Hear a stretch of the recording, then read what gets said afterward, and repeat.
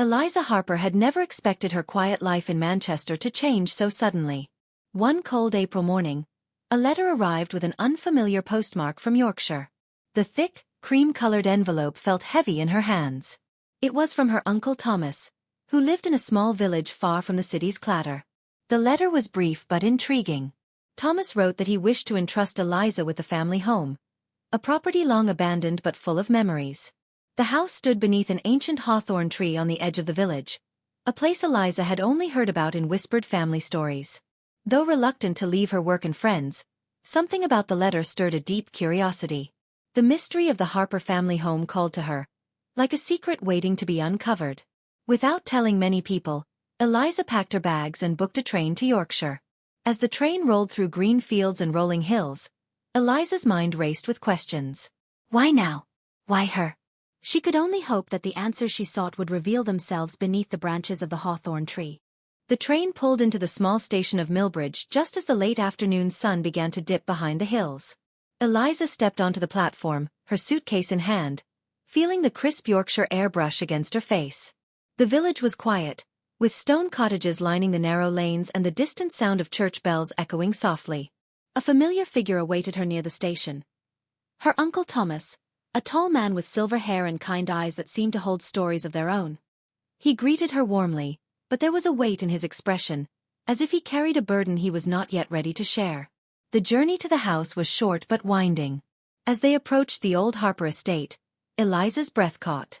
The house was a grand weathered stone building, with ivy climbing its walls and windows that glinted with age. At the front stood the famous hawthorn tree, its branches heavy with white blossoms, swaying gently in the breeze. Inside, the house smelled of dust and forgotten years. The wooden floors creaked underfoot, and sunlight filtered through stained glass, casting colorful patterns on the walls. Thomas led Eliza to the study, where a stack of old letters and faded photographs awaited. That evening, over tea, Thomas spoke quietly about the family history. He told her of secrets kept for decades, of love and loss, and of a mysterious journal that had disappeared many years ago. Eliza listened, captivated and confused, sensing there was much more beneath the surface of the stories. As night fell, Eliza lay awake in the guest room. Outside, the hawthorn tree stood silent, its leaves whispering secrets to the wind. Somewhere within the house, Eliza felt a presence, watching and waiting, as if the walls themselves held their breath for what was to come. The next morning, Eliza awoke to the soft light filtering through the lace curtains. The house was eerily still, as if holding its breath from the night before. After a simple breakfast, she returned to the study, determined to explore the old letters and photographs Thomas had shown her. Among the pile, a folded piece of parchment caught her eye. It was a letter from her grandmother, addressed to Edith, her late aunt. The letter spoke of a diary hidden somewhere in the house, a diary that held the truth about the family's past, secrets that could change everything. Excitement and apprehension mingled in Eliza's chest. She shared the discovery with Thomas, who nodded gravely. That diary has been missing for decades, he said. It was said to reveal things some wanted to keep buried. With renewed purpose, Eliza began to search the house from top to bottom.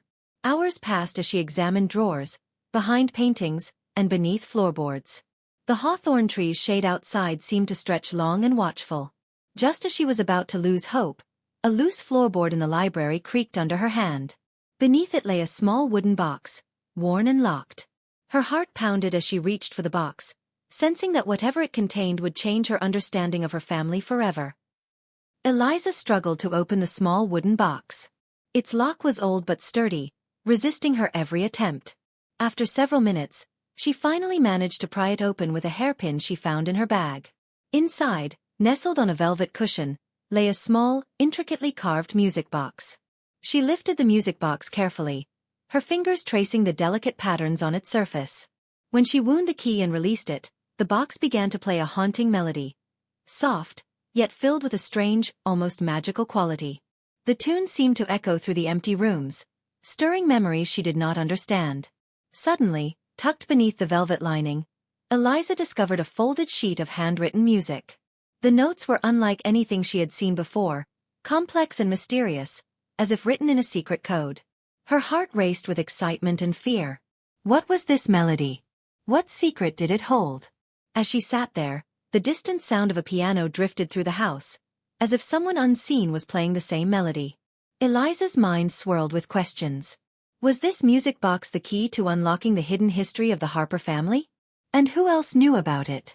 The days that followed were filled with restless nights and endless questions for Eliza. The music box's melody haunted her dreams, playing over and over, as if trying to tell her something she could not yet understand. Every corner of the Harper house seemed to whisper secrets, and the weight of the family's hidden past grew heavier. Eliza spent hours studying the handwritten sheet music. The notes twisted and turned in unusual patterns, unlike any composition she had encountered before. She tried to play parts of it on the old piano in the drawing room, but the tune resisted being tamed. It was as if the melody was alive, shifting and changing with each attempt. Meanwhile, tensions between Eliza and her uncle Thomas began to surface. Thomas warned her repeatedly to be cautious, hinting at dangers that lurked in the family history. "Not all secrets are meant to be uncovered," he said one evening, his voice low and serious. "Some things have a way of changing people, sometimes for the worse." Despite his warnings, Eliza felt a growing determination. She was no longer just a visitor in this house but a seeker of truth, compelled to understand what the melody really meant and why it was so fiercely protected.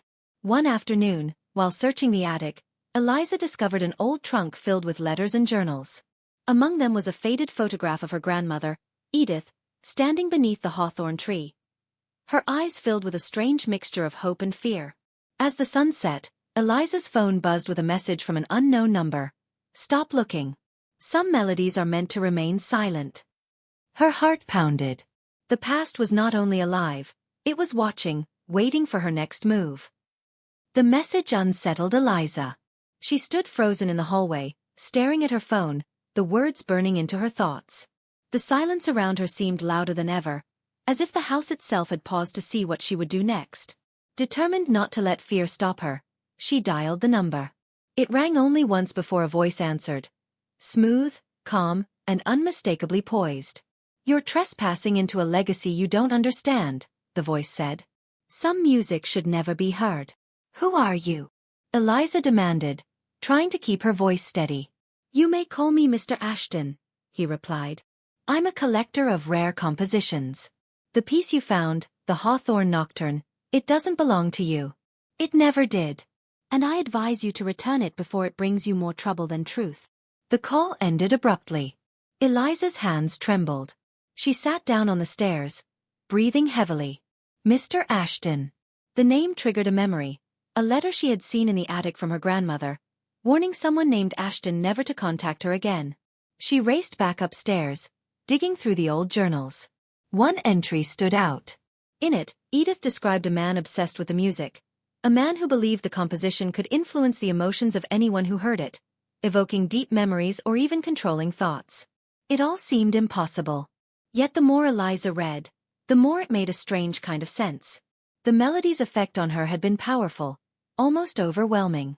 She couldn't ignore that. Later that evening, as the wind howled outside, a package arrived at the doorstep. Inside was an envelope containing a single phrase typed in bold letters. "Play it once more, and you will lose more than you know." Eliza stood there in the dim hallway, the envelope shaking in her hands. The house was no longer just a home. It was a chamber of secrets. And something or someone was willing to stop her at any cost. That night, Eliza couldn't sleep. The storm outside cracked against the windows, but the noise inside her mind was louder. The warning from Mr. Ashton echoed like a distant drumbeat in her ears. Still, something stronger than fear pressed her forward. Curiosity and the strange sense that the music was calling to her. She returned to the attic just past midnight, a lantern in hand. The box was where she had left it, but now she noticed something new, a faint draft coming from beneath the floorboards. Her pulse quickened. She knelt and tapped the boards one by one until she heard a hollow echo. Carefully, she pried one loose. Beneath was a shallow compartment lined with faded velvet. Inside lay a bundle of letters tied with red ribbon, and a worn leather-bound notebook. She opened the notebook and saw her grandmother's looping handwriting. It wasn't just a journal. It was a ledger. Edith had documented everything. The origins of the composition, its effect on those who heard it, and even her experiments using it on patients during her time as a music therapist. She had believed the composition held both healing and destructive potential. The final pages were frantic, written with desperation. It must be hidden. The melody must not fall into Ashton's hands. It's more than music. It's memory-made sound. It reaches where words cannot go. Eliza sat back, stunned. Her grandmother had used the music not just to comfort, but to unlock parts of the mind that had been closed for decades. She thought of her own father, of the gaps in his memory before he passed, and wondered what he might have heard. Then a sound drifted through the attic. At first she thought it was the wind. But no, it was music. The melody, soft and delicate, like a whisper in the walls. She followed the sound to a panel at the back of the attic, one she hadn't noticed before. Behind it was an old phonograph, already spinning. And beside it, another box of records. Someone had been playing them, recently. Eliza turned suddenly. A shadow moved near the doorway. "Who's there?" she called, her voice cracking. Silence. She edged closer, clutching the lantern. Then from behind a stack of crates, a figure stepped forward, her mother. Margaret's face was pale, her eyes shining with tears. "You shouldn't have come back here, Eliza," she said quietly. "There are things I never told you. About the music. About me. And about what your grandmother really did to keep it hidden." The attic felt smaller now, as though the very walls were holding their breath. Eliza stared at her mother, unable to speak. Margaret stepped into the lantern's glow, revealing the same lines of grief Eliza had seen in the mirror. But now they looked older, heavier, etched with secrets long kept. "I was here when it happened," Margaret began, her voice no louder than the wind outside. "When Mother decided to lock the music away. I helped her." Eliza's mouth parted, but Margaret raised a hand. "She never told you what happened to your grandfather, did she?" she asked. "That he wasn't just ill. He was unraveled by the music. He heard it too often. Played it obsessively. At first it brought him peace. Then, it took everything from him. His memories. His sense of self. Mother was terrified of what it could do." Eliza's heart thudded in her chest. But she was still trying to use it. She kept notes. "Yes," Margaret cut in, because she thought she could refine it. "Contain it. Use it only for good. But the music doesn't bend. It opens what is buried. Even things you don't want to face." They sat together on the attic floor. Between them lay the notebook, the letters, the box. And the silence, deeper now, like a pause before a final chord. Margaret reached into her coat and pulled something out. A second record. It was labeled in Edith's handwriting. "Final composition. Only if she's ready." "She left it for you," Margaret said. "She believed you could hear it without breaking. She thought music would guide you to understand us, understand yourself." Eliza took the record with trembling fingers.